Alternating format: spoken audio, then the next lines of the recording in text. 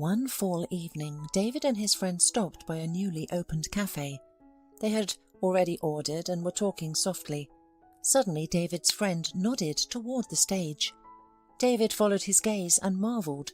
A girl came to the microphone. She was incredibly beautiful. Thick dark hair, brown eyes framed by thick eyelashes, slim waist and sensual lips. The music played, and the stranger started singing. Her strong and high voice reached the deepest parts of the heart and the hidden corners of the soul. David's skin tingled with goosebumps as she sang. "Who is she? Do you know her?" David managed to ask, overwhelmed with emotions and at a loss for words. "Her name is Carrie." His friend grinned, noticing the sparkle in David's eyes. "She has an incredibly beautiful voice." When Carrie finished singing, the audience stood up and applauded. David and his friends stayed at the cafe a little longer, but Carrie didn't go back on stage that evening. David was captivated by the angelic voice of the singer. Secretly from his friend, he started coming to the cafe to enjoy her singing. He always tried to get a table closer to the stage so no one would disturb his admiration for her. After each performance, he handed her flowers and soft toys, and it took a month before he mustered the courage to speak with her. "Carrie," he said, "may I invite you to my table and offer you a glass of wine?" "I don't drink alcohol, but I wouldn't mind a glass of water," she replied with a smile. She had noticed this man for a long time, but she did not show it, and secretly longed for him, regretting that he was too shy. David pulled out a chair, inviting her to sit down. He called the waiter and ordered water for the lady. "You sing beautifully," David confessed, overcoming his embarrassment. "I've never heard such a marvellous voice in my life." "Is that why you come here every Friday?" "Yes, I come to you because I like you. By the way, would you like something to eat?" "Thank you, but no, I have to hurry home." "May I walk you out?" Carrie nodded in agreement. David was overjoyed, paid the waiter and left the cafe following the girl. "I live nearby," she explained. "It's very convenient. No need to worry about taking a cab." "You have real talent. Did you study singing somewhere?" "Talent is 70% hard work every day, and the rest is a gift from above. It took a lot for me to succeed. I studied at vocal school." "You could have had a brilliant future. Why did you give up the big stage and started singing in this cafe? I can't believe that was your dream."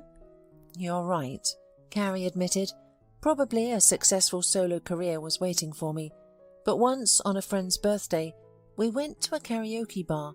They persuaded me to sing in public for the first time. It was well received, and the audience didn't want to let me go and begged for more.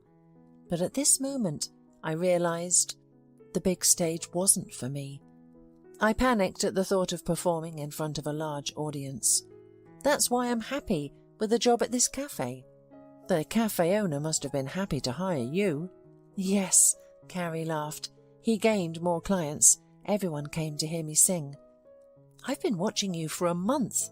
You have your own fans who come here to hear you sing every time." "Are you one of them?" Carrie asked with a smile. "Yes, I couldn't wait until Friday to see you again. I confess it has never happened to me before. You're amazing." "Well, thank you for such kind words, but here's my house," Carrie said, stopping. "I hate to say goodbye," David said disappointedly. "I would like to invite you to the cinema." "To the cinema?" The girl smiled. "Why not? I can't even remember the last time I went there." So David and Carrie began dating, and their quiet, calm relationship gradually blossomed into love. After 3 years, David decided to take a serious step. "Where are we going?" Carrie cheerfully asked David when she noticed that instead of going home, he was driving the car out of town. "It's a surprise," David replied with a smile, and soon they arrived at the beach, where the golden sand shimmered in the rays of the setting sun. "Wow, this place is incredibly beautiful," exclaimed the girl. "How did you find it?" "This is where my friends and I used to swim when we were kids." The beach was secluded, hidden from prying eyes by a ridge of stones. They walked around the ridge, and Carrie cried out in amazement. "What is it?" A paraglider was soaring in the setting sunset, and there was not a cloud in sight. Suddenly, a white, heart-shaped image appeared on the blue canvas of the clear sky. "Oh my God, how beautiful!" Carrie jumped, clapping her hands like a little girl. "How is this possible?" "I asked my friends, the paragliders, to make this for you," David replied with a smile. "Carrie, I don't know how to confess my love to you." He turned the girl towards him and looked into her eyes. "This is the most wonderful declaration of love," Carrie said softly. "Thank you."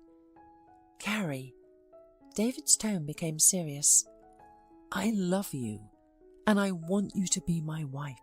He took a small velvet box out of his jacket pocket, opened it, and revealed a beautiful ring. "Will you marry me?" "Yes," she replied in a trembling voice, and tears glistened in the happy bride's eyes. She hugged David and kissed him. "I was afraid you wouldn't agree," the young man said as he pulled away.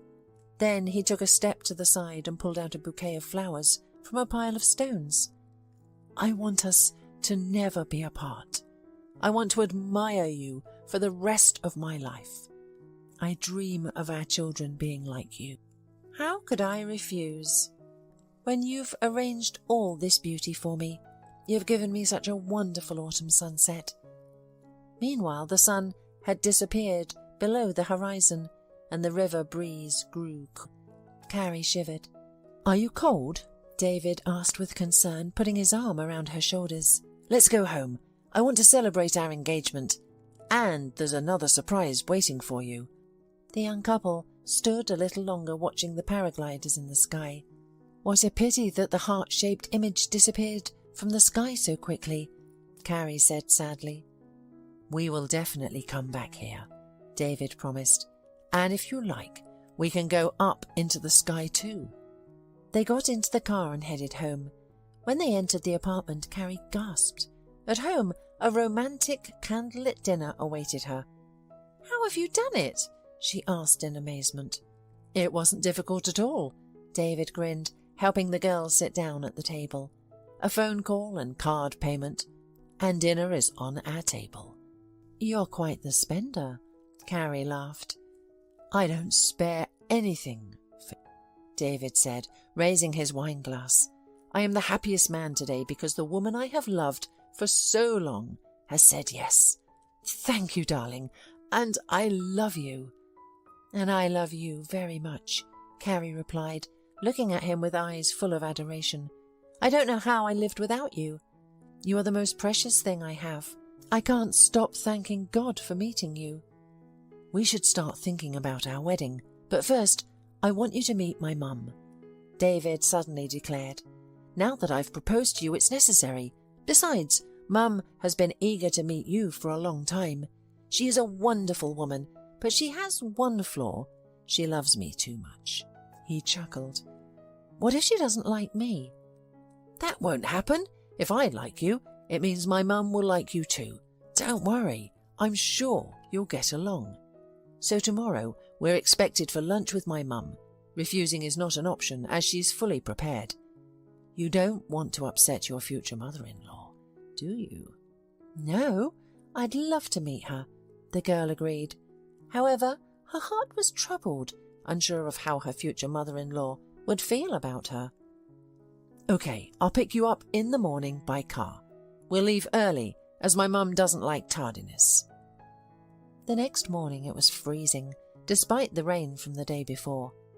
"It's slippery," Carrie remarked worriedly, anxiously looking at the glistening ice on the road. "Don't worry," reassured her fiancé. "We have plenty of time. There's no need to rush."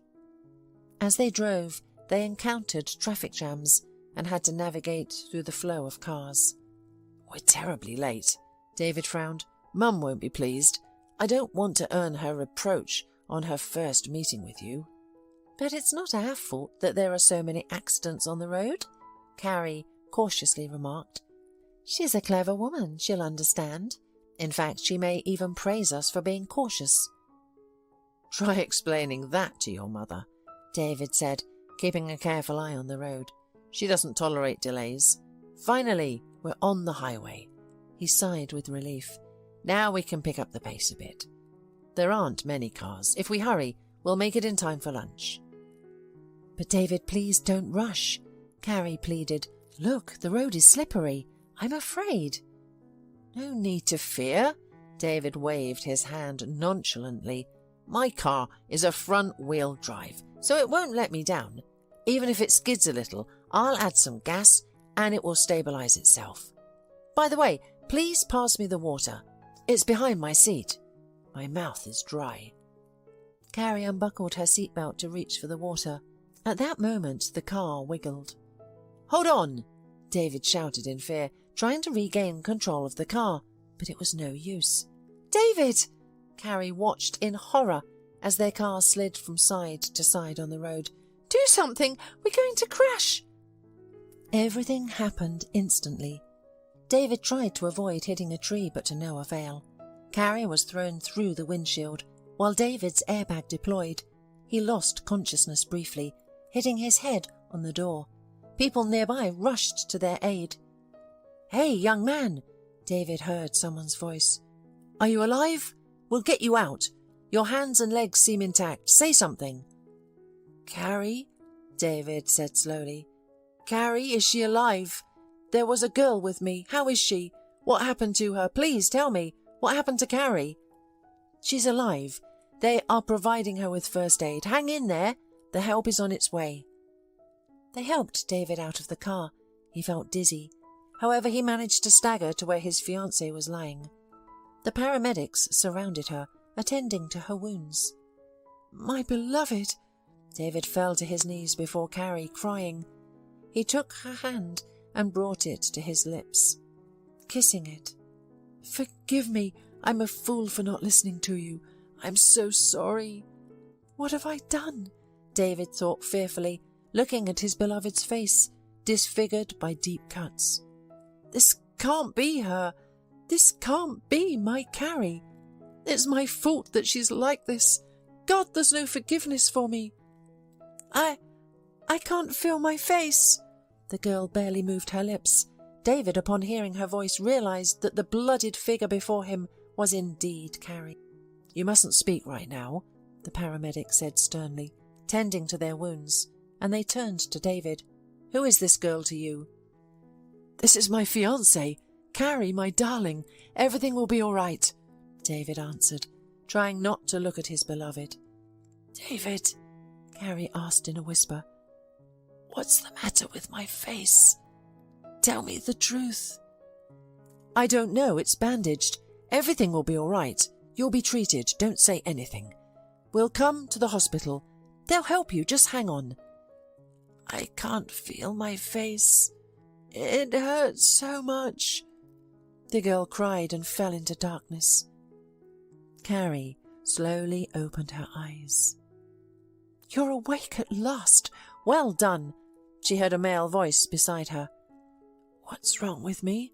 The girl asked slowly. She found it hard to look at the man leaning toward her. Am I in the hospital? You have a concussion, the doctor said after a moment of silence. However, your face and hands are the most affected. Do you remember the accident? Carrie lifted her hands. They were bandaged. She brought them up to her face, touched it, and cried out in pain. Yes, I remember. It was slippery, and we lost control of the car. When will you remove the bandage? I want to see my face. In a couple of days, the doctor replied, quiet again. Then we can assess the extent of the damage and decide what to do next. Plastic surgery will be required, and I think more than one. We'll do our best. Is my face badly damaged? Will I have scars? Tell me the truth. I don't want to deceive you, but you won't look the same as before the accident. I'm sorry. The cuts from the glass were too deep. Unfortunately, they'll leave scars, and you'll need to do something about them. But nothing is impossible today, the doctor reassured her. There are various modern technologies available. Tears welled up in Carrie's eyes. "What about David?" she said weakly. "How is he? I want to see him." "He's already home. He was lucky, barely injured, just shocked from the impact. Well, I'll leave you to rest." When the doctor closed the door, Carrie called her mother. "Mummy," the girl said tearfully, "Mummy, please come. I'm in the hospital." She heard her mother shriek, and in a couple of hours, Miranda was already by her daughter's side in the hospital. The woman sat down on the edge of the bed, took her daughter's bandaged hands in her own, and started kissing them. "What happened?" she asked, barely holding back tears. Carrie told her mother what had happened to her, and at the end asked pitifully, "Am I ugly?" "Not at all, my dear." Miranda gently stroked her daughter's face, hidden under the bandages, and smiled. "You are the most beautiful. You are my daughter, after all." But the mother's heart was bleeding, sobs ready to burst from her chest, but she held on. "I must not show weakness in front of my daughter. I must be strong," thought the woman. "She needs my help now, not my breakdowns." "The doctor said surgery will be necessary, but it's not covered," Carrie said. "We will definitely do it, don't worry. We'll find the money, and David will help us as well. How is he, by the way?" "He only has a mild concussion and a small cut. He needs some time to recover, to deal with the car and the police. He hasn't visited me yet." "Well, all right." Miranda stood up. "I'll go. The doctor didn't tell me to stay long, and I'll come again tomorrow." She bent down, kissed her daughter. "Get well. Don't miss me. I love you." The woman left the room and headed for the doctor's office. "Doctor, tell me, how is Carrie's condition? What should I prepare for?" "I must confess I have nothing to calm you down. The cuts are deep, and I would be more concerned about her mental state. She will have to come to terms with the fact that her appearance is irreversibly changed. I believe your greatest challenges lie ahead. You will need to raise money for plastic surgery and be patient. It will be a devastating blow for her to see herself." Grief-stricken, Miranda left the hospital, sank on a bench in the park, and finally let out her tears. "My poor girl," she thought. "How unlucky she is. She won't be able to go on stage now. It would crush her." Suddenly the woman wiped away her tears. "No, I'll do everything to recover my daughter's face, no matter how much it costs." Determined, she drove home. And at that time, on the other side of town, Mrs. Berger was blocking her son's way. "Son, where are you going? The doctor said to stay in bed a little longer." "Mom, I have to go to the hospital. Carrie is there. She's waiting for me. I can't hide like a coward, especially since I'm perfectly fine. I must be near her. It's been 2 days. I still haven't gone to see her." "You can't go." The woman became agitated. "You need to recover. After all, you had a concussion. Look at you. You're still fragile. I won't let you go. And she's not alone. She's got doctors and nurses looking after her. I'm the one who's looking after you here, and I'm very concerned about your health, so come back to bed at once." "Mum, I'm fine. I'm already healthy. I want to see Carrie. She needs my support. You can't forbid me to go to my fiancé." "Who I still haven't seen in person," snorted Mrs. Berger. "You know what, darling? I'm coming with you. I'm going to meet this girl finally. I won't let you go alone, and don't mind. What if you get sick?" "Why would you go there? She'll be uncomfortable in your presence. Mum, if you could see. She'll never be as beautiful as before. I must support her. Poor thing, she doesn't know what awaits her yet." "I don't mind, but only on my terms. We'll go to the hospital together, otherwise I won't let you out of the apartment. Don't talk me out of it." "All right, Mum, we'll go together." The son gave in. Carrie was dozing. She heard the door creak softly and opened her eyes. "Hello, darling." She heard her fiancé's voice. "I'm sorry I couldn't visit you sooner." "David!" The girl rejoiced and raised herself on the bed. "I've been waiting so long for you to come to me. It's boring here without you. How are you feeling?" I was anxious about you. You didn't call. You didn't come. I didn't know what was the matter with you at all." "Please lie down, darling." David came over to her and sat down beside her. "I'm all right. It's not like I was badly hurt. I feel fine now." "He's a victim of the accident too," Mrs. Berger cut in. "Only he's trying not to show how hard it's been on him. He's barely awake, and he went straight to your hospital." "Carrie, meet my mother," David said, embarrassed by his mother's cold tone.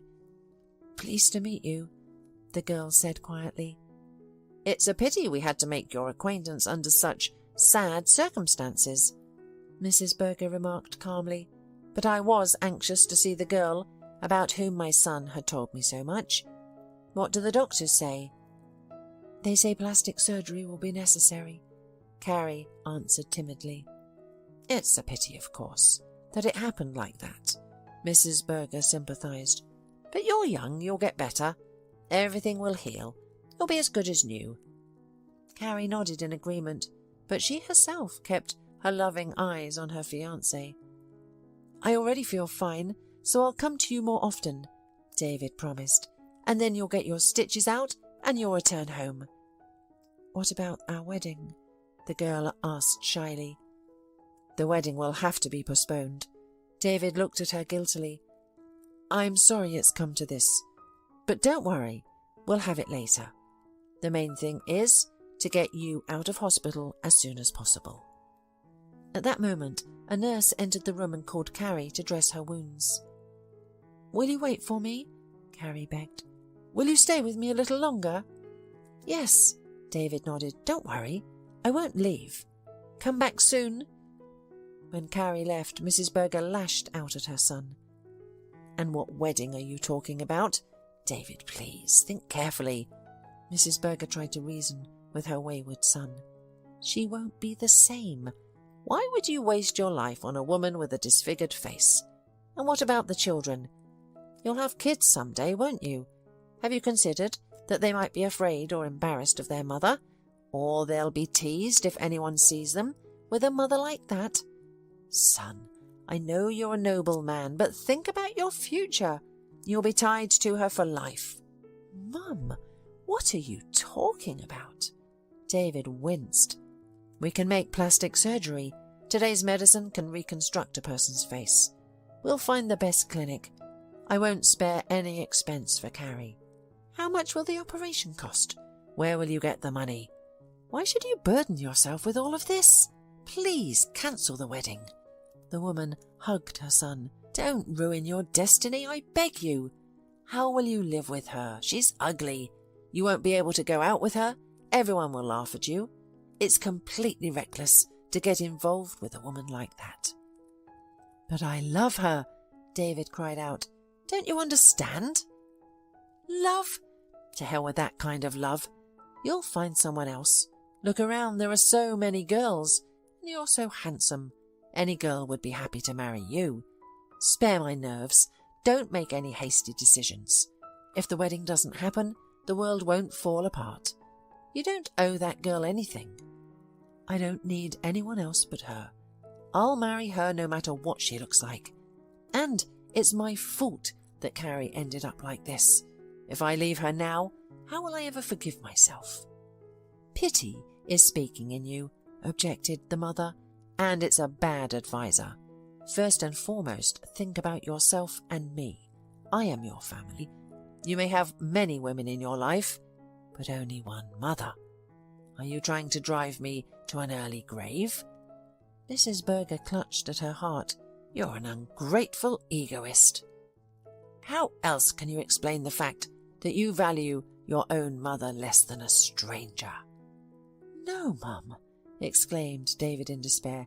"I care for both of you."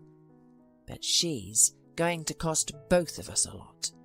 Why are you clinging to her? Do you want to sacrifice your life, your career, for love? How long will it take for her to heal? A year or two? And I want to have time to see my grandchildren." She wept.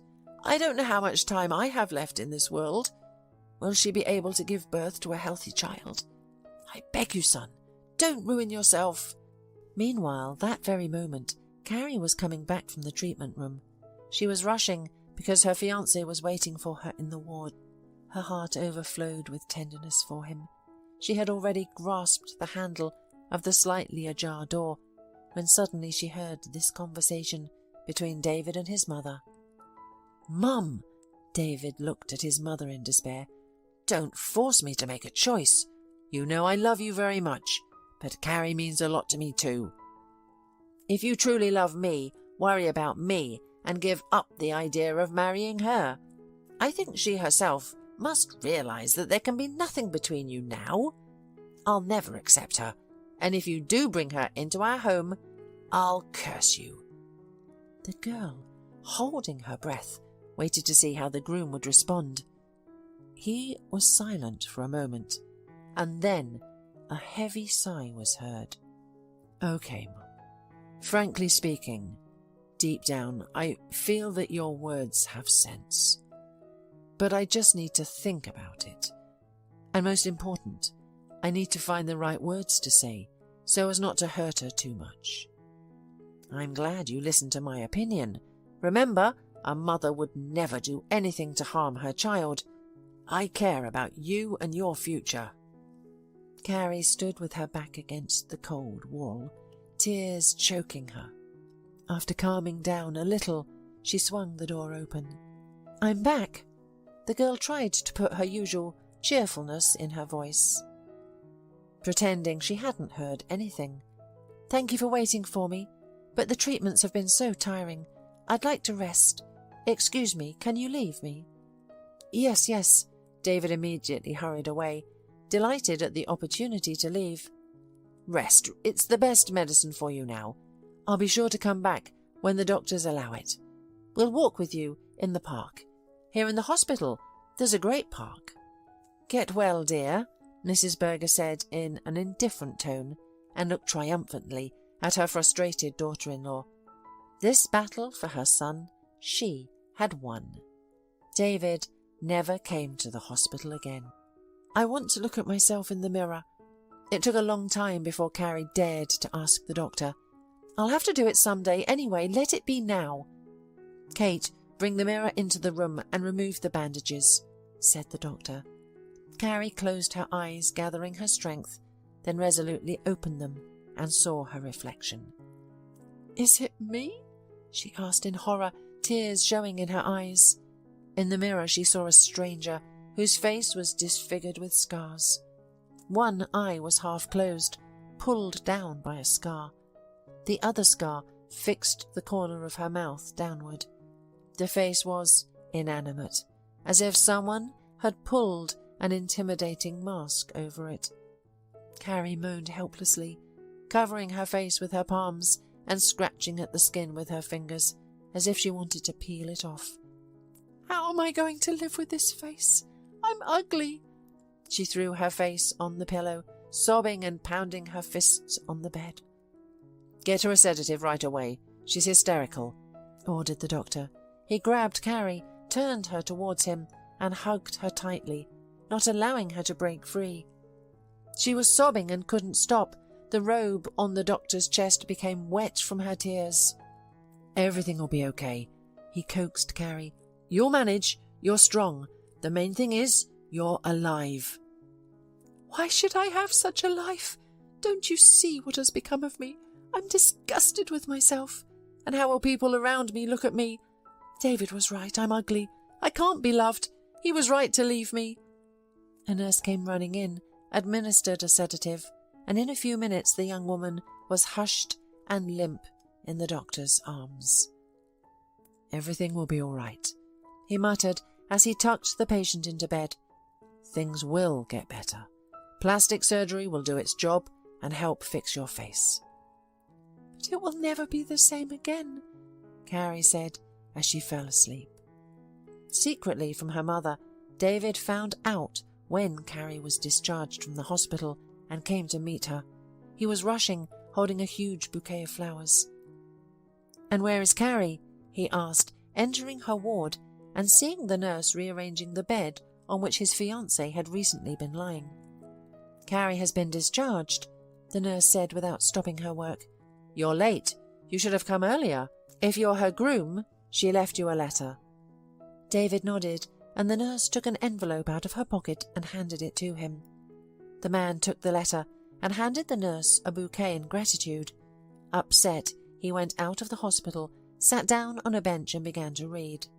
Dear beloved David, I could not even imagine that one day I would have to write these lines, but everything has changed instantly. David, I heard you and your mum, and I don't want to be a burden to you. Your mum is right. We can't have anything in common now. I've changed since the accident, and I'll never be the same again. And it's not just my looks. Our lives have been divided into before and after. I don't want you to feel sorry for me. I don't want you to feel obligated to marry me. You don't owe me anything. The time I spent with you was the best time of my life. It was a happy time. I'm grateful for the love you gave me, but now my eyes have been opened. Honestly, I'm glad things happened the way they did. I guess you blame yourself for the accident." At these words, David jerked as if he'd been slapped. "But I don't hold a grudge against you. It's probably fate. Don't come looking for me. Our roads have parted forever." "Why did you run away, you silly girl?" David muttered under his breath. He took out his phone and dialed a familiar number, but in response he heard, "The subscriber is unavailable." I'm sorry, my love," the man whispered to himself, as if Carrie could hear him. He was horrified at the thought that he had been weak-willed and had gone along with his mother. Yes, I was frightened when I saw your face. I didn't want to believe that I was looking at my favourite beauty.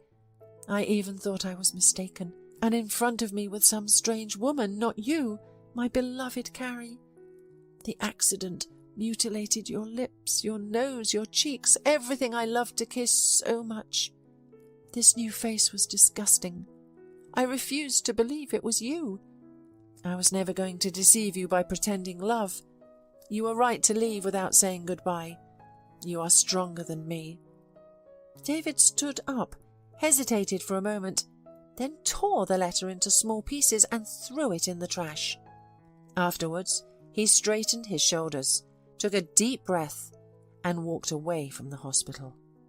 "Daughter," Miranda coaxed Carrie, "please eat. You'll starve yourself. You've shut yourself away and are sitting at home without saying a word. You're burying yourself alive. Shall we go for a walk? It's been so long since you've left your room." "I don't want anything," Carrie replied in a colourless voice. She lay with her back against the wall, wrapping herself in a blanket. "Maybe I want to die. With a face like mine, I can't even go out on the street. People will be frightened. My place is in horror movies now." "My little girl," her mother secretly brushed away a tear. "You have to live, at least for me. You have arms, legs, and most importantly, you still have your voice." "I'll never be able to go on stage again anyway. I'd rather die than live with the thought that no one wants me." "Don't say that. I need you. We'll definitely think of something. What about David? Why doesn't he call?" "We broke up." "Why? Did he really leave you? At a time like this? What a rascal." "I don't want to discuss it. He's gone. Please, leave me alone." The mother sighed heavily and left the room. However, she wasn't going to give up so quickly. "No way," she said, sitting down at the computer. "I won't let you drive yourself into depression. There has to be a way out. I'm going to find a clinic that can help you get back to normal." "Here it is," she exclaimed after a while. "There is such a clinic, and here is the name of the doctor. Wow, quite young, and already so famous. Let's see, some pictures of the patients. Yes, he's really talented. I'll send a picture of Carrie and schedule an appointment." After attaching the photos, Miranda clicked the button to send the request and sighed contentedly. Now we wait for the call, and if Carrie refuses to go, I'll make her go. She's not an enemy to herself, is she? A couple of weeks later, the counselling invitation arrived. "Carrie!" Miranda cautiously entered her daughter's room. Carrie was standing at the window looking out at the street. "I have good news for you," her mother said. The girl silently turned to face her. "I got in touch with a doctor at a clinic specializing in complicated cases like yours. They're expecting you for an appointment in a month." "Why would you do that? I'm not going anywhere anyway. I'm ugly now. It's like a stigma. How do you expect me to ride on a train? Do you want me to be out in the open and have people pointing fingers at me? No one will let me in crowded places. I'm a freak. Don't you get it yet? It's pointless. I won't even be able to get a job with a face like this. I'd rather die." "Don't you dare talk about yourself like that. I won't let anyone insult you. And I won't let you confine yourself to the apartment." The woman struggled to hold back her tears as she looked at her daughter's face. "We'll definitely come up with something." "What can we think of?" Carrie grinned bitterly. She lay in bed and wrapped herself in a blanket, isolating herself from her mother. "I wish I were a snake and could shed my skin, or at least to put a stocking over my face so no one can see my scars." "Exactly," Miranda exclaimed, clapping her hand to her forehead. "How did I not think of this before? We should order a special hat with a veil to cover your face. How would you like that? Women used to cover their faces with veils. Why not do the same now? Who would object? You'll be a woman of mystery." "Can you find one?" Carrie's voice was filled with interest as she turned to her mother. "I think so, and no one will see your face. With a hat with veil, certainly no one will dare to offend you. They won't have a reason to." "Mummy, if you can do it, then I'll go." A few days later, Carrie tried on a dainty black hat with a thin lace veil. The veil lay like a second skin, holding the scars but outlining the contour of her face. "There," Miranda remarked, admiring her daughter. "Now you can be recognized only by your figure. And you have a beautiful figure." The girl stopped in front of the mirror and looked at herself. She liked what she saw. "Thank you, Mum. I feel more confident now. I'm ready to go to the clinic." "There's a good girl." The woman sighed with relief. "You'll definitely get help there. I've read the reviews. The doctor works real miracles and will help you." A couple of days later, they had train tickets in hand. On the appointed day, they arrived in the city, checked into a hotel, and went looking for the clinic. "Good afternoon." Miranda walked up to the receptionist's desk. "We have an appointment." "Yes." The nurse looked at the computer and nodded affirmatively. "Come into the office. The doctor is waiting for you." Carrie timidly entered the office with her mother. "Hello." The doctor smiled at her. "Come in. Take off your mask, please. What a great idea you have to protect yourself from prying eyes." "It was my mum's idea," the girl said, embarrassed. The man was handsome with strong but surprisingly soft hands. He scrutinized Carrie's face, touched the scars. Flipping through her medical history, he shook his head concernedly. "I don't want to hide anything from you, but the case is really complicated. Of course, your surgeon did his best and carefully stitched up the cuts, but they are deep in some places, so the scars are rough. Medicine, of course, is capable of much now, but the treatment will be long. It will take more than one operation." When mother and daughter heard the approximate cost of just one surgery, they turned pale. "You see, your daughter has too much damage. In fact, we will have to restore her face to get back her former appearance. It is not an easy task, and it will have to be done urgently before the scars finally harden. If you agree, we will make a contract now and begin the treatment." "We'll have to think about it." Miranda looked over at her daughter, desperation in her eyes. "We didn't expect that this kind of money would be required." "Then, of course, think," the doctor agreed. "You have the phone number. When you're ready, contact us. But I'd recommend that you don't take too long to respond. Losing time will worsen the results of the treatment." The women walked out of the clinic frustrated. "We'll never be able to raise that amount of money," Carrie muttered, "especially now that you're working alone." "We have to think of something," Mother answered, realizing that the money was unaffordable for their family. "There are some charity funds. We can collect them, I'll find out. We'll put a call out on the internet, ask our friends, acquaintances. There are many kind people out there. They'll help us with our grief. Let's pull ourselves together. Let's not give in to despair." "Mummy," Carrie hugged her mother, then pulled away from her and said firmly, "I love you very much, but let's face it, no one will give us that kind of money, and we won't be able to raise it ourselves until the end of the century. We mustn't cling to illusions." "But what's to be done? We must not give up." "We must just live," replied Carrie simply. "Since I didn't die in that accident, so I should live.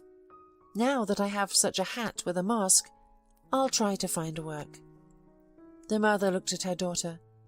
"It's going to be all right, sweetheart. Let's go to the hotel. We're going home tomorrow. At home, the walls help. You'll feel better surrounded by acquaintances and friends." "I'll never feel better now," replied Carrie sadly. "You go. I want to walk around a bit, see what sights there are here. I need to be alone for a while. I'm sorry. It's been a hard day." Yes, I understand, but don't stay too long. It's a strange city." "Okay, Mummy, don't worry." Carrie walked through the city, looking at the houses, old buildings, churches, with interest. "What is this?" The girl stopped and listened. "Is it just me, or is there really someone playing?" She followed the sound, leading her to a cafe. The familiar tune that poured out from its open door brought a smile to Carrie's face. It was her favourite music, and the musician playing it was truly talented. Curiosity piqued, she entered the cafe. At this hour there were hardly any customers. Mesmerized, she took a seat near the bar. "Can I take your order?" the bartender asked, intrigued by her mask. "I would like a glass of juice," Carrie replied, her eyes fixed on the musician, who effortlessly played without glancing at the keys. His slender fingers danced delicately across the keys, producing a soft and enchanting melody. As the music faded, he placed his hands on his knees, still lost in the lingering sounds. Eventually, he stood up and joined her at the bar. His piercing blue eyes, framed by long lashes, stared at her intently. "Why are you looking at me like that?" Carrie snapped under his intense gaze. "Hasn't anyone told you that it's impolite to stare at a stranger so blatantly?" "I apologize," the man stammered, averting his gaze. His eyes remained fixated on the same point without blinking. "I didn't mean to offend you. Please don't think ill of me. I assure you I had no intention of insulting you." "He's blind," the bartender whispered, leaning towards Carrie. "I'm sorry." Carrie blushed. "I didn't know. I'm very embarrassed for jumping to conclusions." "It's I who should apologize for startling you," the man replied. "I usually keep my distance from customers, but there's something warm about you." He paused. "What's your name?" "Carrie." "And mine is Ron. It's a pleasure to meet you." He extended his hand and Carrie accepted it. "You have slender fingers, and your hand feels delicate." "You played beautifully," Carrie complimented him, gently withdrawing her hand, and disappointment flickered across Ron's face. "I came here because I heard the music from afar," the woman added. "Did you enjoy it?" Ron perked up. "I love playing here. The owner purchased a fine instrument. It's a shame that there are not many truly music enthusiasts among the patrons. Do you enjoy music?" "Yes, I do." Carrie smiled, reminiscing. "I used to sing in a cafe like this." "You sing?" Ron exclaimed. "What a fool I am. I should have known right away that you have a singing voice. Come, I want to hear you sing now." He confidently walked towards the instrument. "Oh, I feel embarrassed," Carrie protested, flustered. "You don't know my repertoire. How will you accompany me? You can't see the notes. I'm sorry, I've offended you again." Don't be offended, Ron laughed. You apologize too often. I'm accustomed to my situation and don't take offence if somebody unintentionally says something awkward. What would you enjoy singing? I'm not certain. I'm really embarrassed. It's a shame to hide your talent. You and I were given the gift of playing and singing for people by God. We have no right to hide it. Ron sat down at the instrument and ran his fingers across the keys.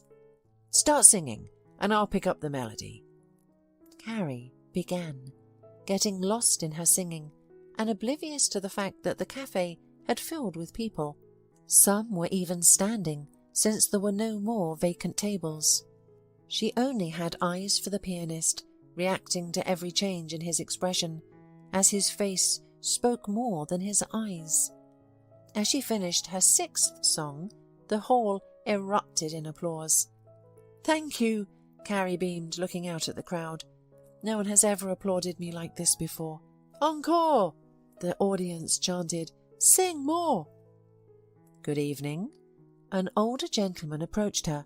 Your marvellous voice has drawn an unprecedented number of people to the cafe.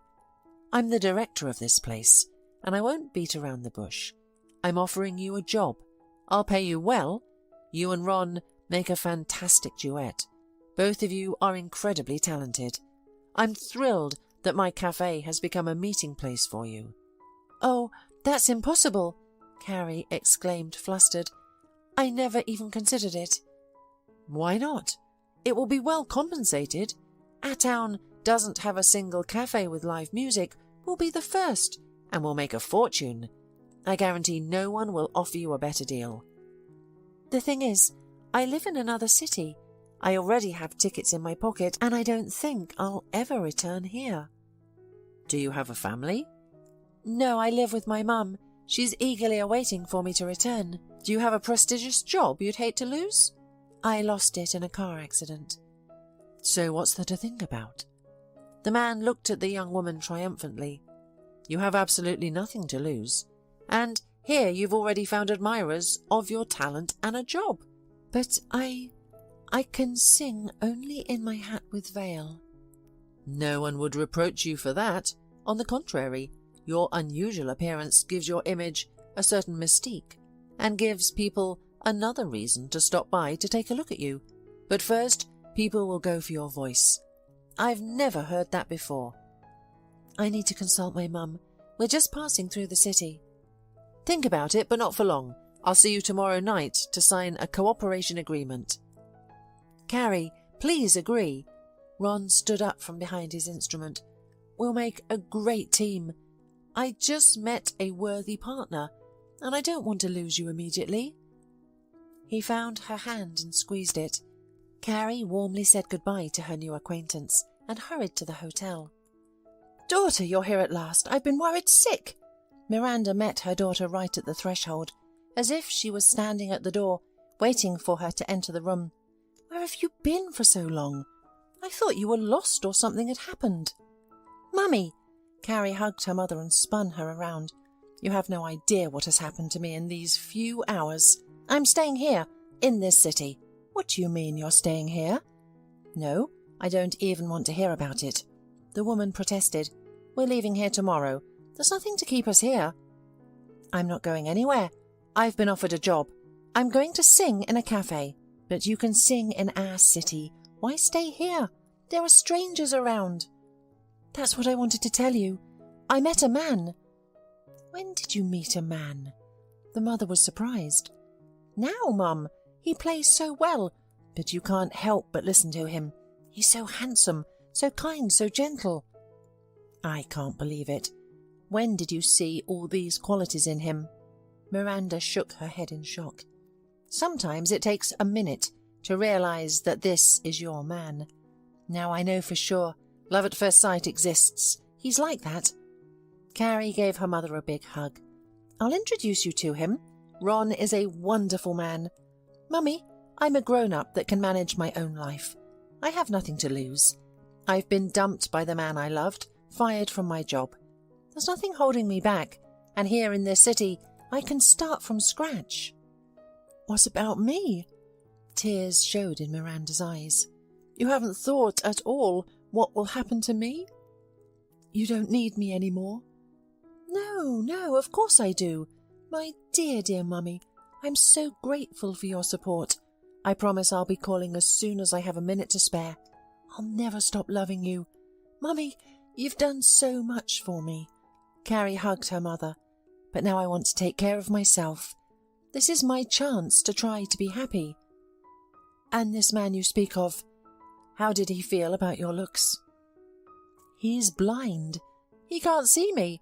And to everyone else, my face is hidden under a mask. No one here knows of my misfortune. They are only interested in my voice. You should have seen how I was applauded. I feel needed again." "Well then, my dear daughter, you do have a right to your life. I will not hold you back. What is the most important thing for a mother? That her child is happy. You must have really found yourself. I haven't seen the sparkle in your eyes in a long time." The next day, Carrie saw her mother off and went to the store to pick out a concert dress. "This dress suits you very well," said the saleswoman, admiringly looking at her. "It sits on you like a mould. It emphasizes all the advantages of your figure. I also need shoes and gloves," said Carrie, and showed her arms. The saleswoman looked at them apprehensively and pulled out long lace gloves. "You'll be irresistible in this outfit," she remarked. Back at the hotel, Carrie changed her clothes, styled her thick dark hair, and looked at her reflection in the mirror. "Now I'm a real artist." The girl smiled at her reflection. "I thought that after the accident life was over, but it turns out that not everything is still lost." Ron was playing something, sitting at the piano, but as soon as the girl entered the cafe, he immediately raised his head. "Carrie," he rejoiced, "you decided to stay." "How did you know I had entered?" she marvelled. "I felt your presence." "So you're staying?" "Yes, I've decided to stay." She walked up to him and stopped beside the instrument. "I'm overjoyed." The man held out his hand. Carrie shook it. Ron brought her hand to his lips and kissed it. "Your hands smell of mint." "It's cream," Carrie said, feeling embarrassed by his obvious attention. Despite that, she enjoyed being around him.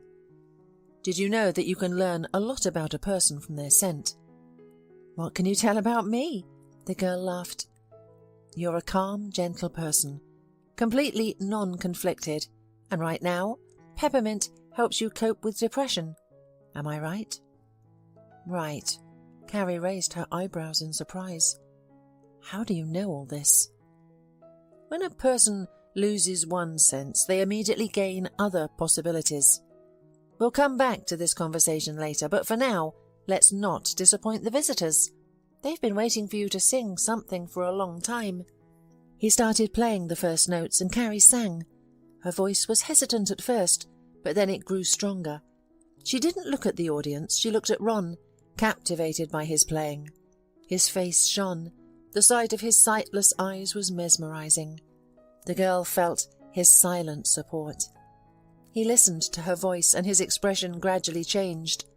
At first, he was tense and worried about her, but then the tension subsided and he calmed down, rejoicing in her success. "Bravo!" the visitors shouted as the last notes of the piano faded away. They applauded and laughed. Someone handed the happy Carrie flowers, and she couldn't take her eyes off her new friend. A peaceful smile never left his face. "Carrie, you have genuine talent," admired the cafe director. "I'm lucky that you came to see us. You should be on a big stage." "I enjoy cozy concerts." The girl smiled modestly. "I don't seek publicity." "I haven't asked why you are wearing a mask," he whispered to her, "but people speculate, trying to uncover your secret." "May I not explain anything?" Carrie asked. "This subject is too painful for me." All right, but is there anything I can do for you?" "I'm staying at a hotel. Where can I rent an apartment?" "I have just the thing for you," the director said happily. "My sister rents an apartment out. I think I can arrange a deal with her. I'm sure she'll give me a discount. And the apartment is close to the cafe." Oh, that would be wonderful. Thank you so much. Thus began a new phase in Carrie's life. Miranda called her every evening. Daughter, I'm anxious. How are you doing alone there? Is the apartment you're living in good? Mum, I'm doing fine, the girl reassured her mother. I enjoy working here, and everyone has been so welcoming. At work I forget about my problem. I have music, and I no longer feel inferior. People look forward to my performances. I like this life. I've accepted that I'll have to wear a mask for the rest of my life. You know, it has its advantages. No one can see my face, and I can observe everyone else. Trust me, it's fascinating. And how is your new friend? Ron? Carrie blushed. It feels like fate brought us together in this city, in this cafe. He and I are on the same musical wavelength. We don't even need to speak. Everything becomes clear when he plays and I sing. Our hearts beat in unison.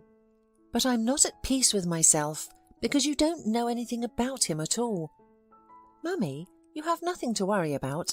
Neither he nor I talk about our pasts.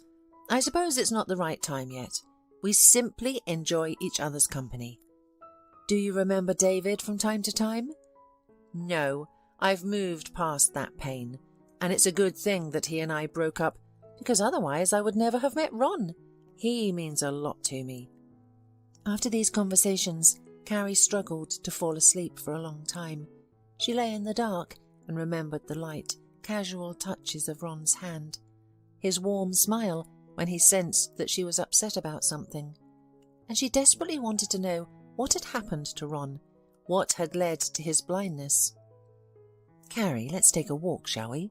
Ron suggested one day, when the visitors had already dispersed. It's such a lovely evening. It would be a shame to go home. Carrie gladly agreed, and they walked in silence, each lost in their own thoughts. Ron, the girl broke the silence. What did you do before? You won't believe it. He grinned bitterly. I was an accountant. An accountant? The girl marvelled. But you play so well. I would have thought you studied at the conservatory. When I was a kid, I attended a music school and developed a fondness for playing the piano. I would often sit down at the instrument and play from memory whenever I had a free moment. It's similar to how some people can type without looking at the keyboard. I learned to play in the same way. I don't rely on sheet music. My musical memory is excellent. Without it, I would have given up long ago. The man fell silent, as if realizing he had said too much. He pressed his lips tightly together, his cheekbones set. Carrie remained silent, afraid to interrupt this moment of honesty, and waited for Ron to continue his confession. And she was not mistaken. I had a fiancé, he said with a bitter grin. We dated for a long time, and I eventually decided to propose to her. I'm not sure what always held me back from taking that step. Perhaps my intuition warned me of trouble. She was incredibly beautiful and enjoyed the attention of men. She dressed in a flashy, even provocative manner. I had to protect her from persistent admirers numerous times. I even asked her to dress more modestly, but she laughed at me, claiming I was possessive and insisting on standing out from the crowd. She didn't listen to anything I said, preferring to showcase all the natural beauty she possessed. Carrie timidly asked, Did you love her very much? Madly, despite her antics, he replied. We were busy preparing for our wedding, and both eagerly anticipated the event. I truly regret not insisting that she change her outfit on that ill-fated evening. The trouble began when we left the restaurant and noticed that we were being followed by some thugs. My fiancée took the liberty of flirting with them, as she always did. She enjoyed driving men crazy and relished the power she had over them. And she enjoyed testing my patience. She claimed that it made me more passionate. So these random admirers assumed they could invite her to continue the evening. Naturally, I tried to explain to them that they had misunderstood her intentions and that she had no intention of going anywhere with them. A fight broke out. While I was dealing with two of them, the third approached from behind and struck me on the head with a heavy object. I woke up in the hospital, surrounded by darkness. The doctors initially held hope that my eyesight would return. I waited for a month, but unfortunately the miracle never happened. The diagnosis was total blindness. "What happened to your fiancé?" Carrie asked quietly, already aware of what would come next. "Fiancé? She left me. On the very same day. She heard the doctor's verdict. She no longer needed me. I had to quit my job and I didn't know what to do with myself. All the doors seemed closed to me. The only job offers I received were low-paying ones, which I declined. I needed money for rehabilitation and treatment. One day, as I was passing by a cafe, I heard someone playing a melody, terribly. I sat down at the instrument and played. The cafe owner offered me a job, and I accepted. The pay is good, and sometimes the customers give generous tips. I enjoy what I do." Ron and Carrie stopped near a street lamp, which illuminated their faces. "But recently, going to work is not just a routine for me. It feels like flying," the man confessed, looking directly at the girl, just as he had during their first meeting. Carrie even felt that he could see her. "I'm grateful that you happened to hear me that day by chance. It almost feels like I played specifically for you that day, as if my music was meant to guide you to me." He reached out and gently touched Carrie's mask, a look of confusion on his face. Ron carefully removed it. "Stop, please," Carrie protested. "You won't like what's underneath the mask." But the man held her face in his hands and lightly kissed her. Then he ran his face over her skin, feeling the scars, and his face grew pale. "I knew it would repulse you." A tear formed in the girl's eyes, rolling down her scarred cheek. "No," Ron said, gently wiping away the tear with his thumb as he ran it across her skin. "I don't know what happened to you, and I can't see your face, but I can feel your soul. Remember when I said that nature takes something from a person but gives them something else in return? I fell in love with you like a boy the first minute I heard your voice. And then I realized that you are an incredibly delicate and vulnerable person, just as lonely as I am. Yes, I lost my sight, but in return I received a true gift from God, the opportunity to meet you. And now I can't imagine life without you. Do you believe me?" Ron looked at her without pity or fear. There was only love in his eyes. He pulled her close and kissed her, and she kissed him back. "Can you hear the music playing in my heart?" "Yes," Carrie whispered faintly. She was unusually excited by the kiss. It seemed to her that for a moment they were both lifted off the ground. Their mutual feelings were strong and vivid. "Ron, my heart is singing for you. Only you will hear it. I never imagined it was possible to fall in love like this. Now I have something to live for. I'm happy." They stood hugging each other for a long time. Carrie hid her face on his chest, feeling protected. They felt happy to be near each other. They had each other now. "Son," Mrs. Berger announced joyfully, "I have found you a bride. It's a great match. I've always dreamed of such a daughter-in-law." "Mum, are you starting again?" David grumbled. He was already tired of the brides his mother offered him. "I'm not getting married just yet." "Why not? Are you still pining for that Carrie? I thought you were done with your ugly fiancé." "Don't start, Mum," the man grumbled. "I've turned that page of my life." "Good for you. Tomorrow, Jessica has agreed to come and visit us. You'll see, she'll be a wonderful wife for you.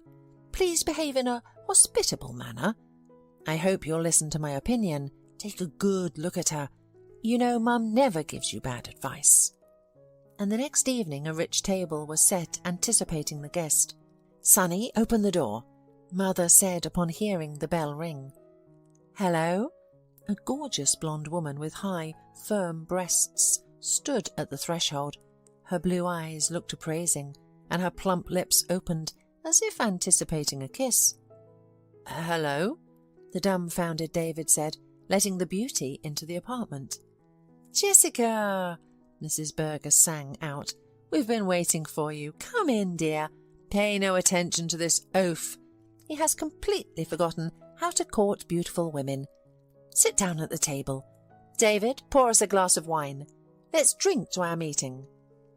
The evening flew by unnoticed. The young woman turned out to be talkative and well-read. David kept his eyes on her. Only sometimes a shadow came over his face when the image of Carrie involuntarily appeared in his memory. Jessica was the opposite of her. In her there be no modesty, refinement, or malleability like Carrie, he pondered, looking at the girl. But she is damnably attractive, uninhibited, and I like it. "Well, what do you think, Sonny?" Mrs. Berger asked while clearing the table. "I told you, she's a very nice girl, not like that of your previous bride. You can't be ashamed to go out in public with her. And she's beautiful, intelligent, and can hold a conversation. You couldn't find a better wife. Why don't you say something? I noticed right away that you had your eye on her." "I won't deny the obvious," sighed David. "I liked her." "That's good," said his mother. "Don't delay. Meet her again and then propose to her. There's no need to hesitate. You're not a boy any more. You are both adult people, and soon you will have children." She sobbed. "Will I really live to see grandchildren? Finally, my heart will calm down." 3 months later, a wedding ring already flaunted on Jessica's ring finger. Mrs. Berger was happy, and she adored her daughter-in-law. "Look, Sonny, what cream Jessica gave me," she bragged. "My face has become as soft as a baby's." "David," she exclaimed after a while, "Jessica complains that you don't want to go on vacation with her. She says you don't pay any attention to her at all." "I would go with pleasure," the man wryly replied to his mother's remark, "if your Jessica learned to save a little. I don't have time to earn money, but she spends it on all sorts of nonsense. You two should go together. I see you two get along well." "Oh, you're so ungrateful. Your wife makes your home comfortable, and you're always dissatisfied with her. Look how nice it's become at home. She makes you look like a decent man. What do you miss?" "Mum, you don't have to interfere in our relationship." The man lost his temper. "We'll figure it out on our own." "Son, how do you talk to your mother?" "I'm sorry, Mum, but you're always telling me how to live my life. This is my family and my wife. We'll solve our own problems." Upset, David drove home. "What are you dissatisfied about?" He snapped at his wife from the threshold. "I work like an ox so that you can visit beauty salons and expensive clothes stores, and you complain to your mother that I don't pay enough attention to you. So tell her why I'm hardly ever at home." "Well, why do you resent it, dear?" Jessica spoke peacefully, kissing her husband, but he pushed her away. "You're so rude. Nothing terrible happened. It just came to the conversation that you're not home much." "Don't you know why I always work? Because I am trying to get enough money for you, for your endless bills, your massages, your manicures. Damn them all to hell." "You spared me money?" The woman was ready to use her main weapon, her tears. "When you talked me into marrying you, you loved me. You gave me gifts and swore you'd take care of me." "Yes, I thought I was in love with you, but now I realise I made a big mistake. I rushed into marriage, so my mum wouldn't bother me with this any more. It's her choice. You've both pissed me off. You've drunk all my blood, and you can't get enough." "Oh, that's how you're talking now," Jessica cried. "I hate you. Get out of the house." "I'd rather sleep at work than live under the same roof with a hysterical woman like you," shouted David, and jumped out of the house, slamming the door. He walked through the city and thought, "Why did I obey my mother? I don't love my wife. I am a miserable man. At least I can be honest with myself. I still love Carrie. I can't forget her. Where is she now? Since that memorable day when I lost sight of her, so much water has passed. Her cell phone is silent. Where is she? How is she living?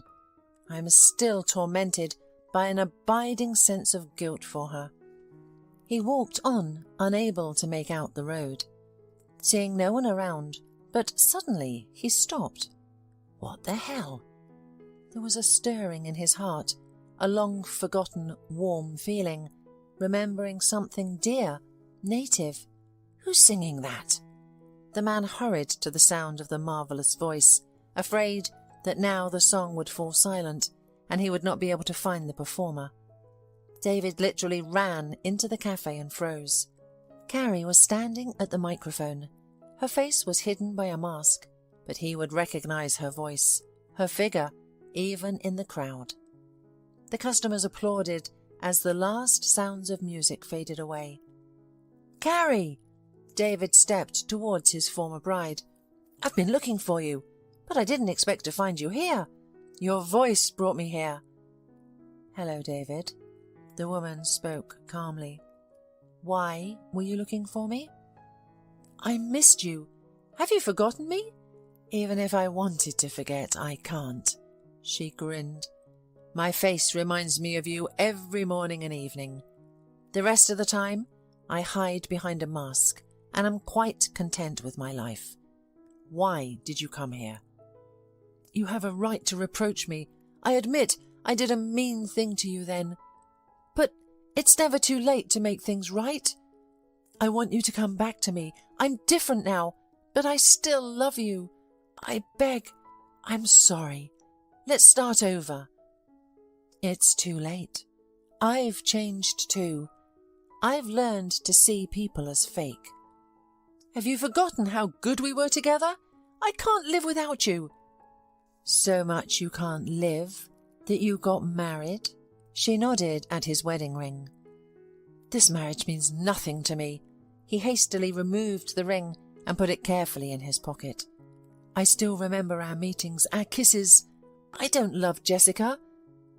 "It's a pity, but I love my husband, and I'm not going to change a thing. If you had come back when I needed you the most, when I didn't want to live, then we could have been happy again. But you chickened out, hid under your mother's skirt." "Yes, I was cruelly mistaken, I admit, but you must understand me. I was frightened. Forgive me. Forgive me, I was a fool. I didn't realize what a treasure I'd lost. Only now I realize how much you meant to me. You have the right to hate me. I'll bear it. Just don't send me away." "I forgave you." Carrie looked at her former lover with pity. "And I have no hatred for you. Strangely enough, even grateful, because the ordeal has made me strong." "Then give me a chance, please. We can try to be happy." "I'm already happy," Carrie replied. "I have a caring husband, and we are expecting a child." David only now noticed the rounded belly of his former lover. He stood silently and watched as Carrie returned to the microphone. A melody played, and the woman sang. David saw the love Carrie looked at the musician with and realized that he had lost her forever. He turned around and, dejected, went outside. He was returning to his home, and a song about love, loyalty, and happiness was singing after